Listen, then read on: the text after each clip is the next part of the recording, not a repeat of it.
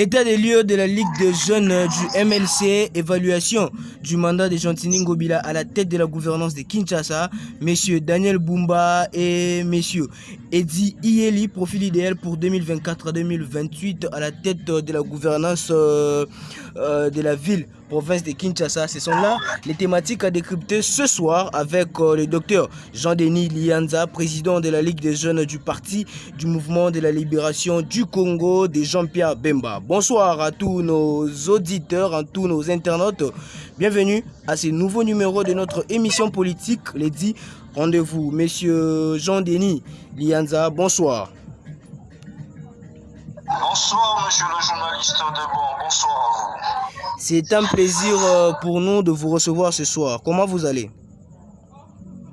Je veux bien, mais si je veux me représenter, je suis Dr Balago Lianza, coordonnateur interfédéral du mouvement de libération du Congo au niveau de la Ligue des jeunes. Donc, je suis coordonnateur interfédéral de la Ligue des jeunes du mouvement de libération du Congo. Voilà. Avant votre présentation, il y a un président national au nom de M. Adarish Loboya. Voilà, c'est vraiment un plaisir pour nous de vous recevoir. Et je pense que nous allons décrypter vraiment de manière plus large les thématiques qui sont ici. Alors, on parle un peu de l'état des lieux de la Ligue des jeunes du parti, un grand parti, je dois les préciser. Alors, est-ce que votre parti, votre Ligue des jeunes a été représentée au moment des élections? Effectivement, monsieur Debon, je pense que dès l'entrée de jeu, je me suis présenté. Aujourd'hui, on a d'abord, ça c'est avant de vous répondre, nous avons cette aphobie de se donner interview parce que le regret de constater ces derniers temps certains infirmiers qui sont de journalistes, et je veux me rassurer, vous êtes vraiment de la profession. Bien sûr. Le regret de constater dans votre profession, il y a maintenant certains infirmiers de profession qui font soit de la chronique musicale, soit de la politique. Ils font de péli-mélo et ils disent n'importe quoi sans vérification.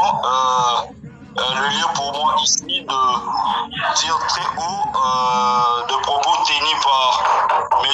Israël Moutombo, ce sont de faussetés, de racontages sur la personne de notre candidat vice-gouverneur Eddie Iyeli. Ainsi dit, je peux répondre à votre question. Les élections passées, la Ligue des jeunes du mouvement de libération du Congo, nous étions présents en tant que candidats, en tant que suppléants, en tant que témoins. Donc nous avons accompagné notre parti au scrutin et le résultat, si je veux l'estimer en termes de pourcentage, la Ligue des jeunes pourrait se dire, la Ligue peut s'applaudir en disant que nous des jeunes applaudissables. Est-ce que la Ligue des jeunes a aussi 60%. Est-ce que la Ligue des jeunes a aussi les membres dans l'Assemblée nationale aujourd'hui? La jeunesse du mouvement de libération du Congo a été représentée. Je pense que le leader Lukunga, M. John Efambe, c'est un jeune au niveau provincial. Nous avons 2 membres de la Ligue des jeunes, notamment le camarade Raphaël et le camarade Mon Plaisir Bolokoli, qui sont de la Ligue des jeunes. Et au niveau de conseiller municipal, nous avons d'ailleurs un bon nombre, la liste est exhaustive, mais si je peux citer un, il y a le camarade Ikman Malanga de Ngaliema et tant d'autres. Pensez-vous que cela est profitable pour la Ligue des jeunes? Autant profitable pour la Ligue des jeunes, autant profitable pour le mouvement de libération du Congo.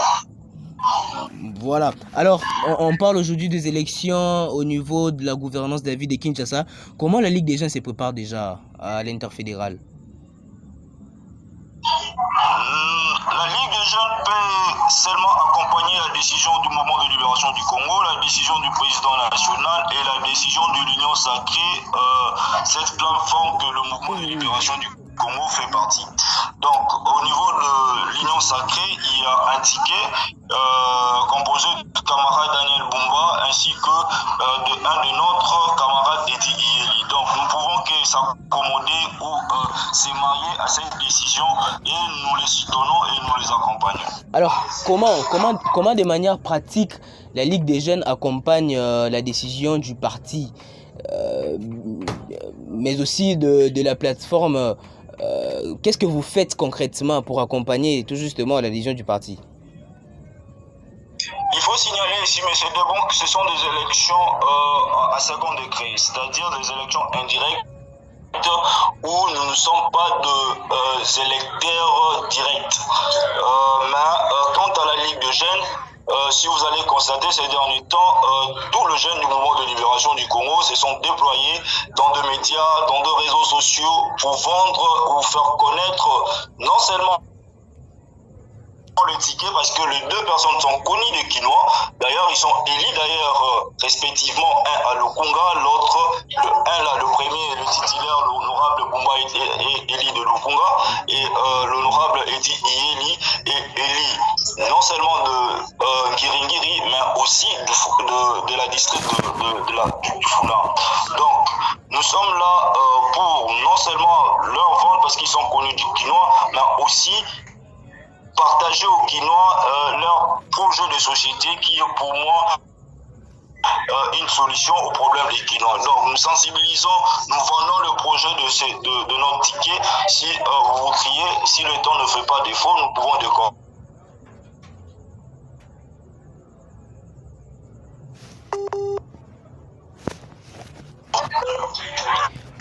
Voilà, nous allons décortiquer à pas pesant le projet de société de nos candidats.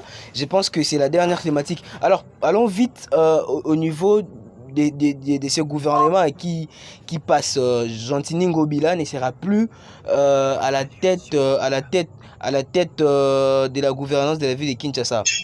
Comment évaluez-vous son mandat?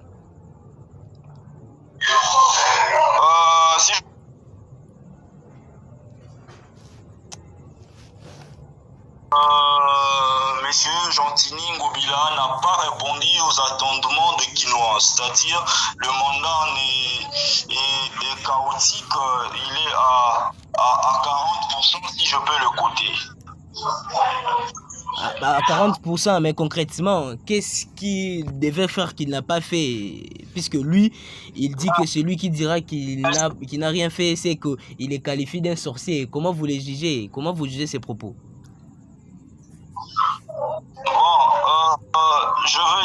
Si je veux être pragmatique, il a amené un thématique ou un slogan que tout Kinois a applaudi, Kin Boupetou. Mais il en sort maintenant, ou en conclusion de son mandat, nous comprenons que Kin n'est pas Boupetou, Kin est maintenant Bosoto. Donc si je veux juste aller en termes de salubrité que M. Ngobila a pris comme cheval de bataille, vous comprenez que Kinshasa a connu le moment le plus sale de son histoire. En termes de sécurité, n'en parlons pas. Aujourd'hui, le phénomène Kuluna, qui ne peut ignorer sous Ngobila, a eu une ampleur colossale. Il y a eu cette hyperplasie de cette banditisme juvénile. Donc, si je vais juste ce qui est patent, ce qui est visible, sans entrer à d'autres réalisations, il part d'ailleurs, il a juré une fois qu'il ne partirait jamais sans finir Zando, il part sans que Zando soit inauguré. Donc, on le prend en mots, on le prend à ce qu'il nous a dit, il ne l'a pas réalisé, et nous disons qu'il n'a pas été à l'auteur de toutes ces promesses. Donc. Voilà, je pense que l'évaluation a été de manière un peu plus détaillée, on n'en revient plus, mais on parle aujourd'hui des deux candidats qui sont présentés à l'Union Sacrée, M. Daniel Bumba de l'UDPS et M. Di Yeli de votre parti, qui est justement le mouvement de la libération du Congo. Alors, déjà, on doit décortiquer, je pense que c'est ça la plus grande thématique qui va nous intéresser ce soir. Alors, pensez-vous que le choix de l'Union Sacrée est parfait en liant ces deux pointures de la politique congolaise actuellement? L'occasion pour moi ici, M. Debon, de remercier le président de la République, remercier le présidium de l'Union Sacrée, particulièrement le président Jean le choix d'abord porté pour notre camarade Eli de Nguiri, Eli de Funa, M. Edi Iyeli. Donc, je pense qu'en termes de profil, en termes de carrière scientifique, les deux répondent suffisamment aux attendements de la population quinoise. Ici, j'insiste pour dire ceci. Au-delà de la blasonnerie où le genre raconte des racontages, des histoires fondées de toutes pièces sur la personne de M. Edi Iyeli, je précise que le mouvement de libération du Congo, c'est un parti solution. Donc, il propose que des personnes pouvant apporter des solutions. Donc, messieurs, permettez-moi de revenir régulièrement sur des propos tenus par votre, je ne sais pas s'il est votre confrère, parce que les informations en possession, M. Israël Mutombo, c'est un infirmier de formation. Donc il a tenu des propos pour salir la personne de M. Edi Iyeli. Nous comprenons qu'il vit autour comment dirais-je, c'est un monsieur marionnette, il vit autour il fait que quémander et autour de ces miettes qu'il reçoit, précisément chez d'autres candidats, le pousse à dire n'importe quoi. Donc, je ne vais pas entrer en profondeur parce que je vois que vous êtes à l'auteur de votre profession, vous posez des questions vraiment à l'intérêt de la population quinoise. Donc, je dis, messieurs, Daniel Bumba, en termes de politique, c'est un élu de Lukunga, messieurs Edi Iyeli autant au niveau de Funa.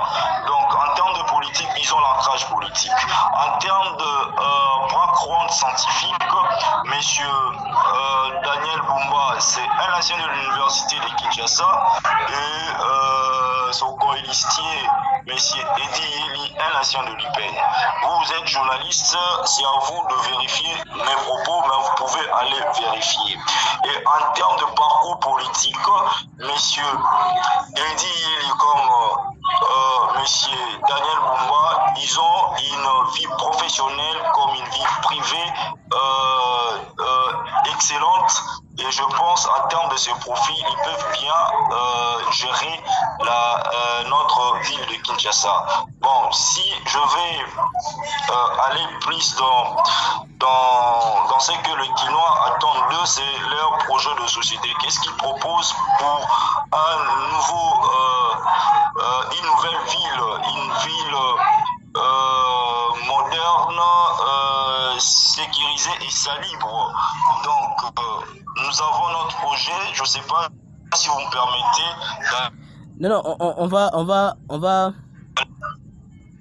en parler.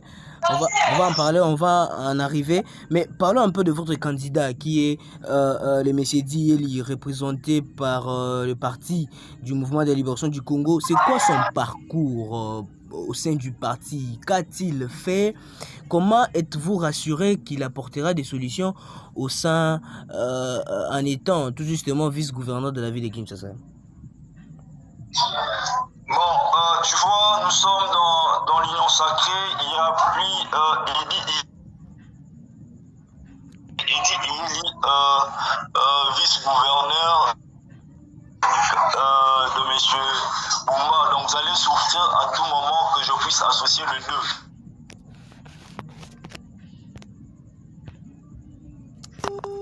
Après, il a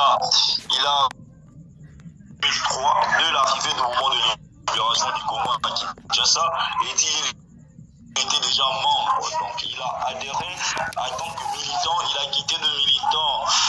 Aujourd'hui, en termes de fonction politique, il est président fédéral. L'administration mise en place, ça nous rassure. Social qu'il réalise au niveau de Guiringui, c'est qu'il a réalisé de la ville. Donc au niveau de Guiringui, M. Edi Iyeli, c'est un messie. Donc quand vous parlez de Iyeli, ce sont des actions, c'est-à-dire il a fait de ponts sans moyens politiques, c'est-à-dire il a fait par bonne foi, il a transformé l'homme, parce qu'il travaille autour de l'homme. Vous savez, il n'y a aucun pays qui peut se développer s'il ne mise pas sur la ressource humaine. Et M. Iyeli a compris, il a transformé des jeunes, je vous dis, des jeunes sans avenir, et permettez-moi l'expression, des jeunes désœuvrés. Aujourd'hui, ils sont soit ils font leur métier, ils nourrissent leur famille et maintenant ils sont utiles non seulement pour leurs familles respectives, mais aussi pour... Donc, vu ces exploits, je pense qu'au-delà de l'ancrage politique et scientifique, cette bonne foi, cet homme de cœur, le président Jean-Pierre Bemba ne pouvait pas s'écarter de... Ou bien le bureau politique ne s'est pas trompé pour porter le choix à notre camarade Eddie. Monsieur Docteur Lianza, ça a toujours été le cas. Les candidats, quand ils se présentent, ils sont toujours bons avant l'entame au pouvoir, mais quand ils arrivent, ça pose toujours des problèmes. Êtes-vous rassuré que ces deux pointures qui sont présentées à l'Union Sacrée vont justement être en mesure ou à la hauteur de pouvoir relever les défis que n'a pas accompli Gentini Ngobila? Êtes-vous sûr de cela?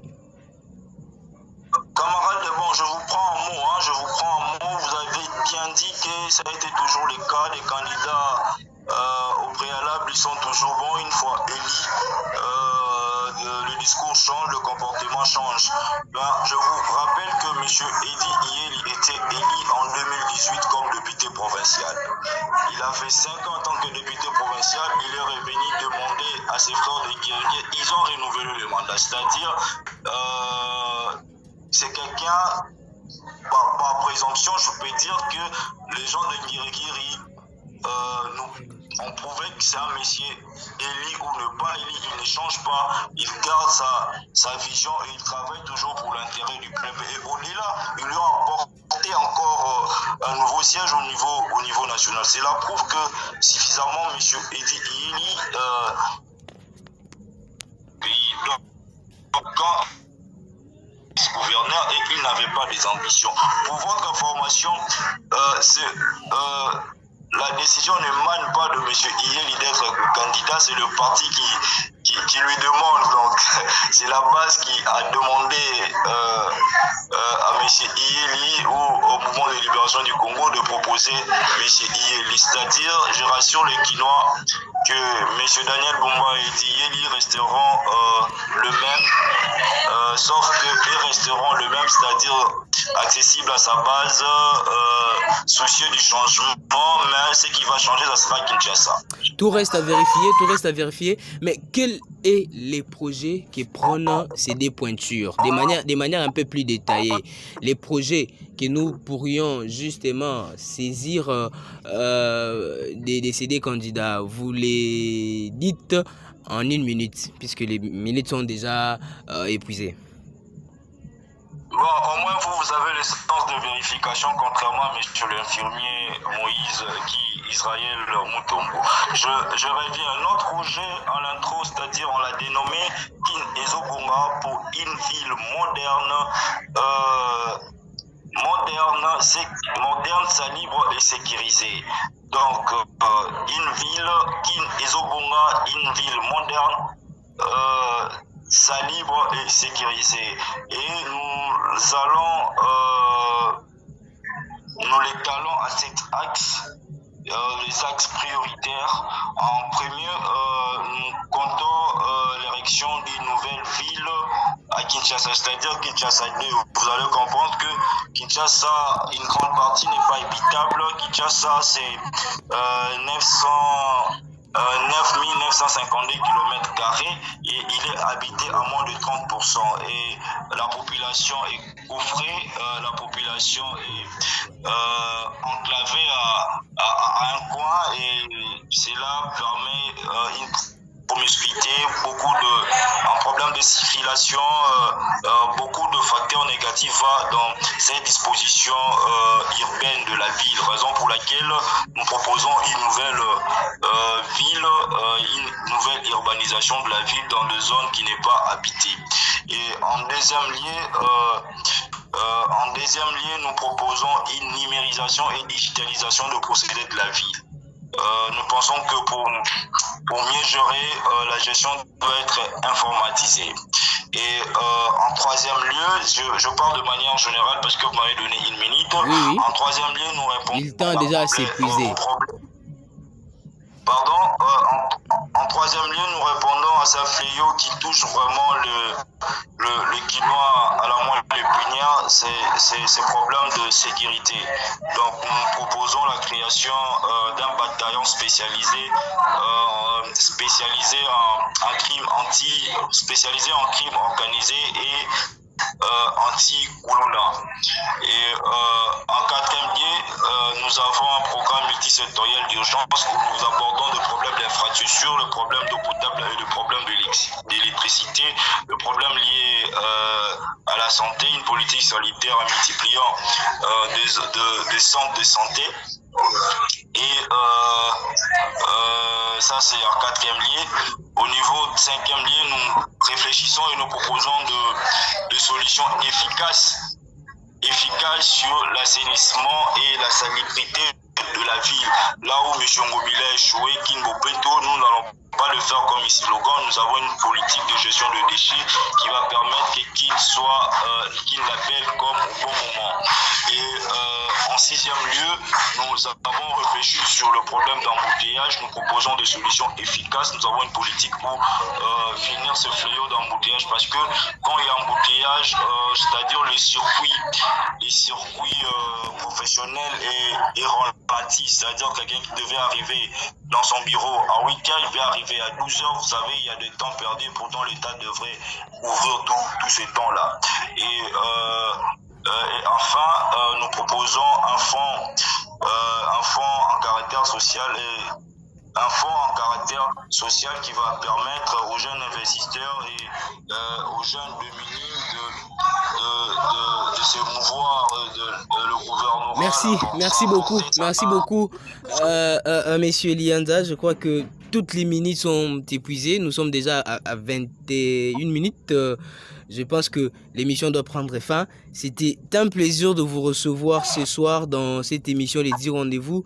Une émission qui est à caractère politique. Je pense que tout ce que vous avez dit resteront à vérifier quand ils vont accéder justement au pouvoir, puisque ce sont les deux figures qui sont représentées, présentées par l'Union Sacrée. Nous sommes arrivés à la fin. C'était donc Deben Sumer à la présentation. Retrouvons-nous à très bientôt pour une suite favorable de nos émissions Télé 2, l'information démonstrative.